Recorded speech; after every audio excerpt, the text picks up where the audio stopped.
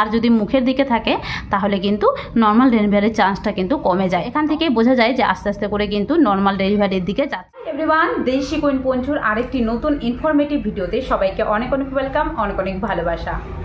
তো ফ্রেন্ডস, আজকের ভিডিওতে মূলত আমরা জানবো যে ডাক্তারবাবুরা সাধারণত কি দেখে বুঝতে পারেন যে প্রেগনেন্সিতে যে বেবি ডেলিভারি সেটা আসলে নর্মাল হবে না সিজারিয়ান হবে, সেটা নিজেরা কিভাবে বুঝতে পারবো, কি দেখে বুঝতে পারবো যে আসলে যে বেবি ডেলিভারি হবে সেটা আসলে সিজারিয়ান করতে হবে না বেবি নর্মাল হয়ে যাবে, এবং কতদিন আগে হবে বা কতদিন পরে হবে। তো পুরোটাই ডিটেলসলি ভাবে তোমাদের সাথে আলোচনা করব। তো চলো ভিডিওটি শুরু করা যাক। তার আগেই বলি, প্রেগনেন্সি দিদি বা বোনেরা যাদের ক্ষেত্রে 9 মাস বিশেষত চলছে তাদের ক্ষেত্রে ভিডিওটি প্রচুর ইনফরমেটিভ এবং হেল্পফুল হতে চলেছে। তো অবশ্যই ভিডিওটি স্কিপ না করে প্রথম থেকে শেষ পর্যন্ত দেখার অনুরোধ রইল।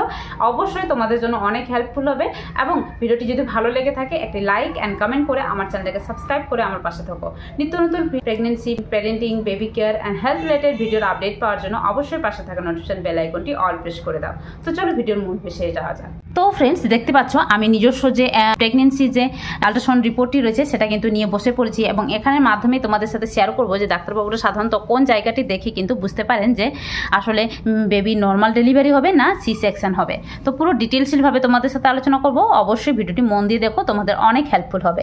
তো তার জন্য কিন্তু প্রথম যে আমার আল্ট্রাসাউন্ডটি সাধারণত প্রথম মাসে যেটা কিন্তু করা হয়ে থাকে, প্রেগনেন্সি গর্ভধারণ হওয়ার সঙ্গে সঙ্গে তখন কিন্তু প্রথম মাসে যে আল্ট্রাসাউন্ডটি করা হয়ে থাকে, এই আল্ট্রাসাউন্ডটিতে সাধারণত জানা যায় যে বেবি FHR ঠিকঠাক আছে কিনা, এবং বেবি কটা আছে, এবং বেবি ঠিকঠাক পজিশনে আছে কিনা, জরায়ুতে আছে বা বেবি ঠিকঠাকভাবে মুভ করছে কিনা, বেবির হার্ট রেট ঠিকঠাক আছে কিনা, এবং বেবির প্লাসেন্টা পজিশন ঠিকঠাক আছে কিনা, এবং বেবিটি এই জরায়ুতে আছে না অন্যান্য জায়গায় কিন্তু ইমপ্লান্ট করেছে, সেই বিষয়ে কিন্তু পুরোপুরি ভালোভাবে জানা যায়।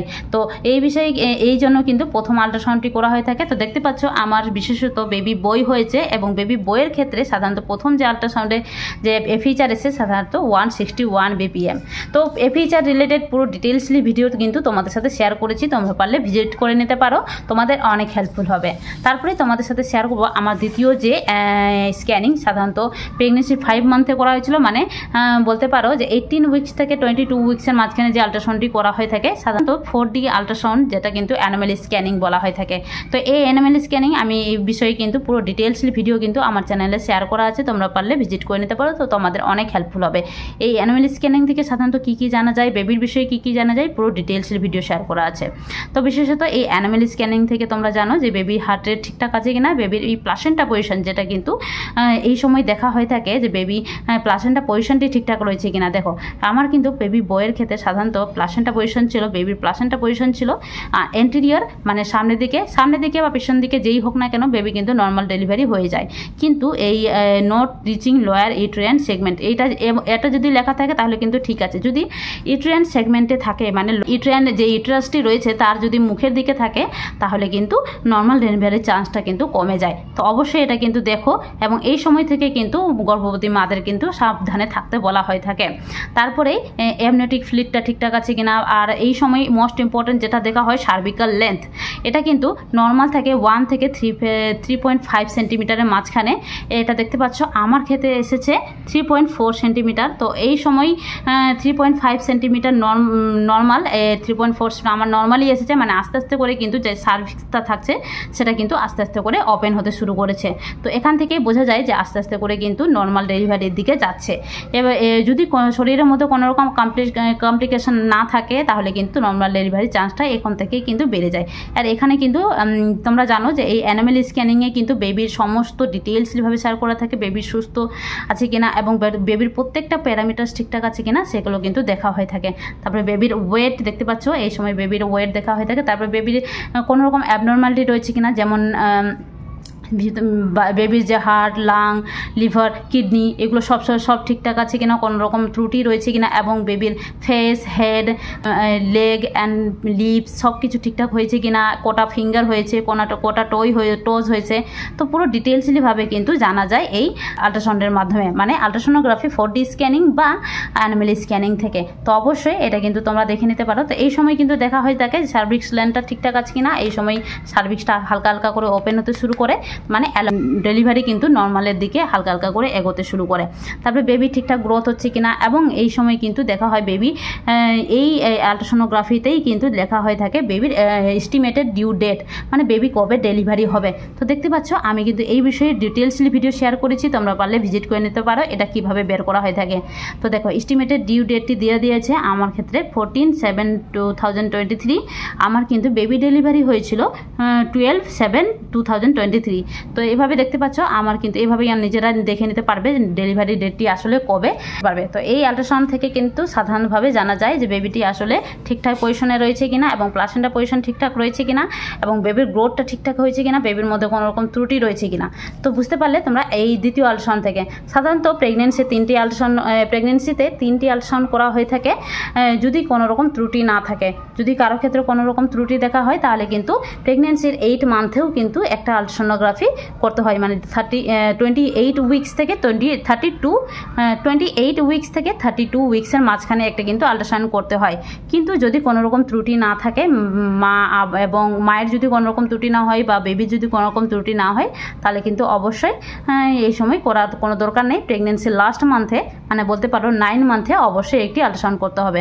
তো এই আল্ট্রাসাউন্ড থেকে সাধারণত কী কী জানা যায়, যেটা কিন্তু তোমাদের সাথে ডিটেলসলিভাবে জানাবো। এই আল্ট্রাসাউন্ডটি করা অত্যন্ত প্রয়োজন।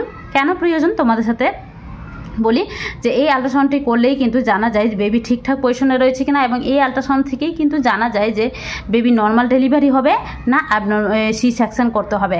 যেহেতু সে প্রেগনেন্সির 9 মান্থ একটি ক্রিটিক্যাল সময় বা ক্রিটিক্যাল মান্থ।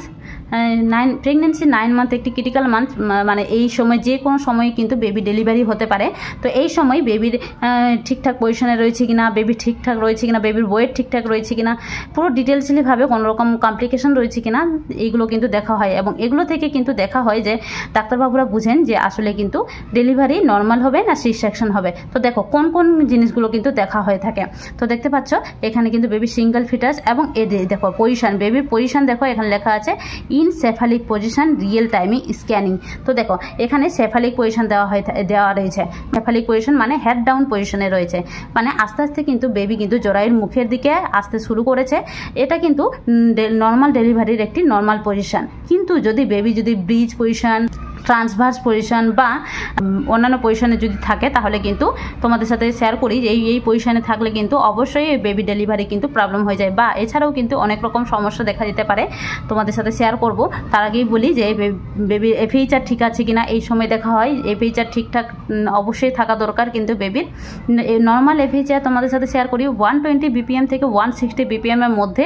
তো বিশেষত আমার বেবি বইয়ের ক্ষেত্রে তোমরা প্রত্যেকটা আল্ট্রাসাউন্ডে দেখতে পেলে আমার কিন্তু FHR বেশি রয়েছে। তো এই FHR কখন কি কেমনভাবে দেখা হয়, FHR থেকে কীভাবে বেবি জেন্ডার রিভিল হয়, পুরো ডিটেলসলিভাবে কিন্তু আমার চ্যানেলে ভিডিও শেয়ার করা আছে, তোমরা দেখে নিতে পারো।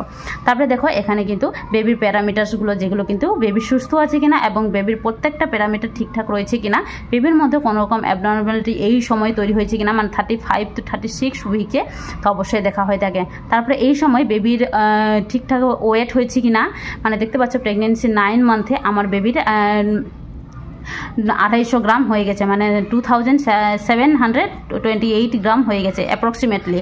তোমাদের বলে দিই যে নর্মাল ডেলিভারির ক্ষেত্রে সাধারণত বেবির ওয়েট যদি 250 থেকে 350 মধ্যে থাকে, তাহলে কিন্তু নর্মাল ডেলিভারি হওয়ার চান্সটা বেড়ে যায়।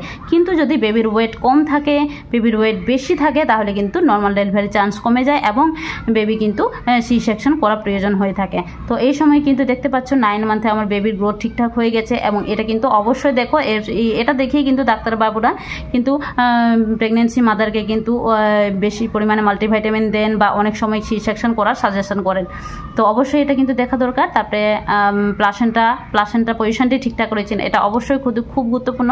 তোমাদের বলে দিই যে এই প্রেগনেন্সির লাস্ট মান্থে, মানে 9 মান্থে যে আল্ট্রাসোনোগ্রাফিটা, সেটা কিন্তু প্রচুর পরিমাণে গুরুত্বপূর্ণ এই প্রেগনেন্সি ডেলিভারির ক্ষেত্রে। সেটা সি সেকশন না নর্মাল ডেলিভারি হবে, সেটা কিন্তু পুরোপুরি ভালোভাবে জানা যায়। তো প্লাসেন্টা পজিশন, যে প্লাসেন্টাটি রয়েছে সাধারণত বেবির কাছে, এই প্লাসেন্টা পজিশনটি ঠিকঠাক রয়েছে কিনা, তোমরা দেখতে পেলে এই অ্যান্টেরিয়র পজিশন রয়েছে। তো এটা যদি লো লাইনিং ইউটেরাইনে থাকে, মানে ইউটেরাইনের মুখের দিকে যদি থাকে, তাহলে কিন্তু নর্মাল ডেলিভারির চান্স কমে যায়, তাহলে কিন্তু সি সেকশন করা প্রয়োজন হয়ে থাকে।